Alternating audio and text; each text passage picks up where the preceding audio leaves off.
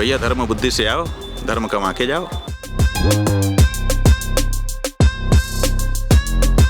कि आजकल क्या हो रहा है कि कहीं भी धर्म संसद लग जा रही है। टेलीविज़न वाले भी धर्म संसद थोड़ी देर के लिए लगा दे रहे हैं और वहीं से कुछ का कुछ कह दे रहे हैं। बिना विचारे, बिना शास्त्र का निर्णय किए, बिना विद्वानों से परामर्श किए कोई भी निर्देश जारी हो जा रहा है। कोई भी सरकार जब कोई कानून बनाती है तो सबसे पहले उसको राजपत्र में प्रकाशित करती है। तो ऐसे ही यहाँ पर जो धर्मादेश जारी होंगे उनको पहले प्रकाशित किया जाएगा। अरे भाई, बूढ़ा हो, युवान हो, बालक हो, स्त्री हो, पुरुष हो, कोई भी हो, हम सबके लिए ही तो बैठे हैं। चैनल वाले जब कोई राजनीति वाली बात पूछते हैं तब थोड़ी देर के लिए याद आता है कि अच्छा राजनीति भी है। नहीं तो यहाँ तो एकदम आनंद, धार्मिक वातावरण। अरे भाई, इतना बड़ा पद है, मोदी जी आकर के उसको और बड़ा पद बना दिए हैं, विश्व में डंका बजाने वाला। तो जितना बड़ा पद होता है उतने ही अभ्यर्थी होते हैं। 8,000 करोड़ का प्लान जिसमें नहा भी सकते हैं, सो भी सकते हैं, मीटिंग भी कर सकते हैं। भैया धर्म बुद्धि से आओ, धर्म कमा के जाओ। नमस्कार, मैं हूं नेहा सिंह कुलवृक्ष से। इस वक्त हम प्रयागराज महाकुंभ में मौजूद हैं, जगत गुरु शंकराचार्य स्वामी अविमुक्तेश्वरानंद सरस्वती जी के शिविर में, जहां लगा है दिल्ली की संसद जैसा हूबहू धर्म संसद। महाराज जी, पहला सवाल, धर्म संसद का उद्देश्य क्या है?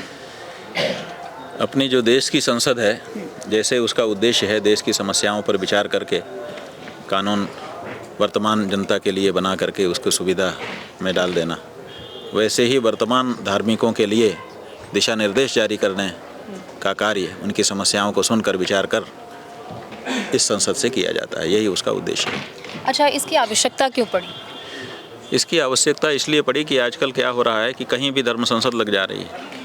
टेलीविज़न वाले भी धर्म संसद थोड़ी देर के लिए लगा दे रहे हैं और वहीं से कुछ का कुछ कह दे रहे हैं। बिना विचारे, बिना शास्त्र का निर्णय किए, बिना विद्वानों से परामर्श किए कोई भी निर्देश जारी हो जा रहा है। तो हम लोगों ने सोचा कि सनातनी जनता के लिए ऐसे निर्देश जारी होने चाहिए जो शास्त्र सम्मत भी हों, परंपरा सम्मत भी हों। अच्छा, और इसमें किन किन मुद्दों पर चर्चा होगी?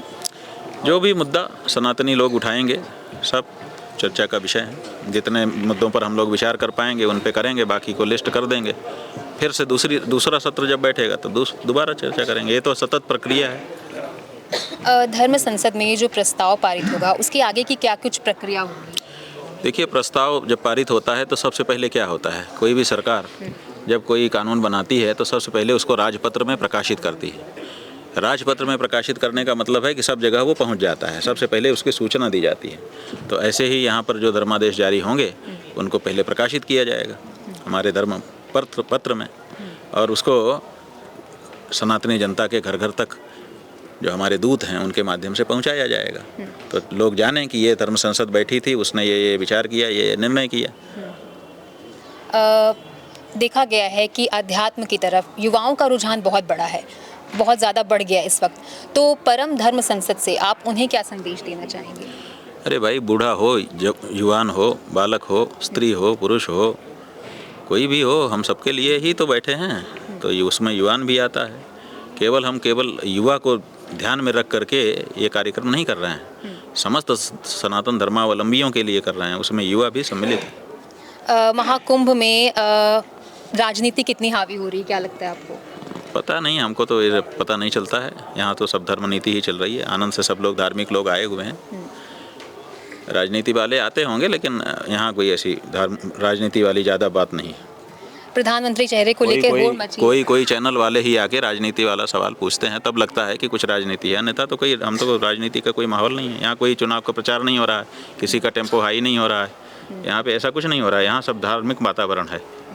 चैनल वाले जब कोई राजनीति वाली बात पूछते हैं तब थोड़ी देर के लिए याद आता है कि अच्छा राजनीति भी है। नहीं तो यहाँ तो एकदम आनंद, धार्मिक वातावरण है। प्रधानमंत्री चेहरे को लेकर होड़ मची हुई है, क्या लगता है आपको? अरे भाई, इतना बड़ा पद है, मोदी जी आकर के उसको और बड़ा पद बना दिए हैं, विश्व में डंका बजाने वाला। तो जितना बड़ा पद होता है उतने ही अभ्यर्थी होते हैं। छोटे छोटे पदों के लिए विज्ञापन निकलता है अखबार में, लाखों लोग अप्लाई कर देते हैं, 500-500 रुपये का, 800-800 रुपये का फार्म का फीस जमा करके। नहीं तो ये तो प्रधानमंत्री का पद है जिसमें 800 करोड़ का तो प्लान मिल जाता है चढ़ने के लिए। बताइए, कोई सामान्य पद है? हाँ, अगर डीएम भी बनेंगे तो 4 ठो गाड़ी मिलेगी, इससे ज़्यादा क्या मिलेगा? 1 ठो बंगला मिलेगा। 8,000 करोड़ का प्लान, जिसमें नहा भी सकते हैं, सो भी सकते हैं, मीटिंग भी कर सकते हैं, वो अगर किसी पद पे हमको मिलना हो तो उसके लिए अभ्यर्थी कम होंगे क्या? जितने ज़्यादा आएंगे अच्छा ही है, और ज़्यादा जितने आएंगे उसी में से सुटेबल छाटे जाएंगे, तो खराबी क्या है? अगर किसी पद के लिए ज़्यादा लोग उम्मीदवार होते हैं तो ये तो अच्छी बात है, लोकतंत्र है।